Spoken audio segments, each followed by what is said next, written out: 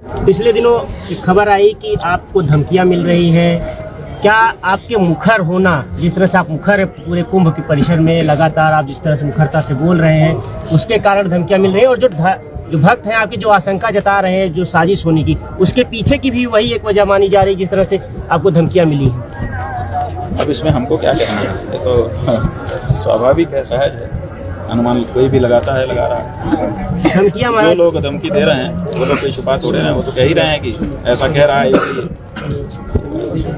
महाराज जी, वो नेताजी के भक्त हैं, अंधभक्त हैं, वो कहते हैं हमारे नेताजी के लिए क्यों ऐसा कह रहे हैं, वो नेताजी के दुर्गुण नहीं देख पा रहे हैं, बस इतनी सी बात। महाकुंभ के जो मौनी अमावस के दिन जो घटना हुई थी उस पर लगातार आपने सबसे पहले सवाल खड़े किए और आप कह रहे हैं कि भगदड़ में जितनी संख्या सरकार दावा कर रही है उससे ज़्यादा की मौतें हुई है और सरकार अभी तक आंकड़ों को लेकर बहुत स्पष्ट नहीं हो पाई है। एक आंकड़ा दिया उसने, लेकिन आप लगातार उस आंकड़े पर चिन्ह खड़ा कर रहे हैं। देखिए, हम जब कोई बात कह रहे हैं तो हम अपनी अकेले की बात नहीं कह रहे हैं। हमारे पास जितने लोग आते हैं उनमें से बहुत सारे ऐसे लोग भी हैं जिनके पास कुछ प्रमाण भी रहते हैं, जो व्यक्तिगत रूप से कुछ रिकॉर्ड किए हुए हैं, बातचीत रिकॉर्ड किए हुए हैं, फ़ोटो खींचे हुए हैं, वीडियो बनाए हुए हैं। कुछ ऐसे लोग हैं जो ऑफिसर हैं, जो ऑन ड्यूटी हैं, कुछ लोग पत्रकार हैं, कुछ लोग विद्वान हैं, कुछ लोग समझदार हैं, कुछ लोग राजनेता भी हैं, सब हैं। तो सब जो बात हमसे कहते हैं उसके आधार पर उन्हीं की बात को हम स्वर दे देते हैं इस मामले में, क्योंकि हमारा व्यक्तिगत अध्ययन तो कुछ इसमें सीधा नहीं है। तो हम लोगों की जो बात है उस पर जितनी बात भरोसे लायक है उसके आधार पे ये बात कह रहे हैं कि जो संख्या बताई गई है वो बहुत छोटी है और जो घटना हुई है उसने ज़्यादा नुकसान हमको पहुँचाया। महाराज जी, संत समाज ने कहा उस घटना के बाद, कुछ संतों ने कहा कि योगी जी जब भावुक हो गए, उनका वीडियो आया, उन्होंने कहा कि सबको योगी जी की मेहनत नहीं दिख रही है, सिर्फ आलोचना दिख रही है। नहीं, मेहनत की बात नहीं है। मेहनत उन्होंने की, इसमें कहाँ किसी को शंका है। कितनी बार हुआ, देखिए हमारी रिकॉर्डिंग आप निकाल लीजिए। हमने कहा कि योगी जी बहुत परिश्रम कर रहे हैं, हर हफ्ते लगभग एक बार वो स्वयं आकर के एक एक चीज़ को देखते हैं। आप देखिए, उनके एक उप मुख्यमंत्री हैं इसी सरकार में, एक उप मुख्यमंत्री हैं केशव मौर्य, वो इसी क्षेत्र के, माने इसी प्रयाग की पैदाइश है, यहीं पर उन्होंने सब कुछ काम किया है। उनको यहाँ का एक एक गली मोहल्ला कुछ पता है। क्या वो ज़्यादा कारगर नहीं हो सकते थे?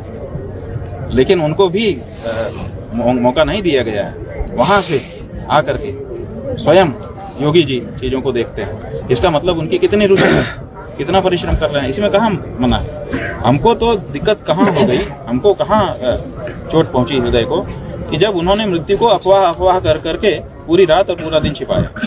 वो चीज़ हमको ठीक नहीं लगी और वो उसके लिए हमने उनके प्रति रोष व्यक्त किया और अभी भी कर रहे हैं। अभी भी उन्होंने सुधारा थोड़े है, वो उसी डर्रे पर है कि हम लीप पोत करके बचा ले जाएंगे और श्रेय ले लेंगे।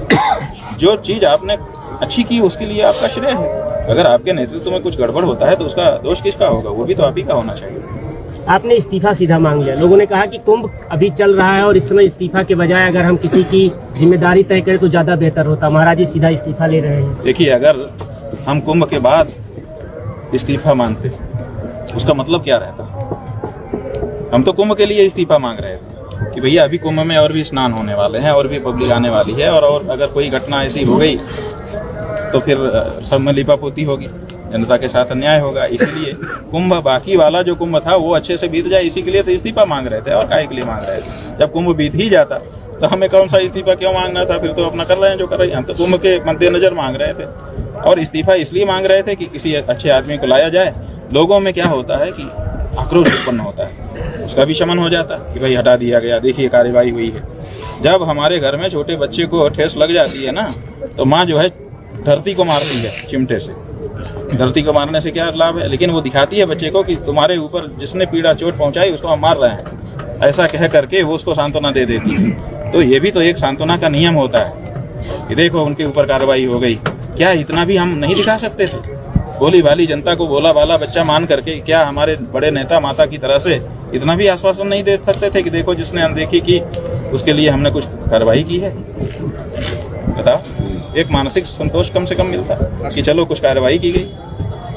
महाराज जी, आप किसको बेहतर विकल्प मान रहे हैं? अगर आपने उनको हटाने, उनका इस्तीफा मांगा, आप कह रहे हैं विकल्प होता, तो किसको देख रहे हैं कि मौजूदा समय में कैबिनेट में या कौन नेता जिसको आप बेहतर विकल्प के तौर पर देख रहे हैं? अगर हम राष्ट्रीय अध्यक्ष होते भारतीय जनता पार्टी के, तब हम ये काम करते कि देखते कि कौन विकल्प है। हमारा काम है ये, हमारा काम नहीं है।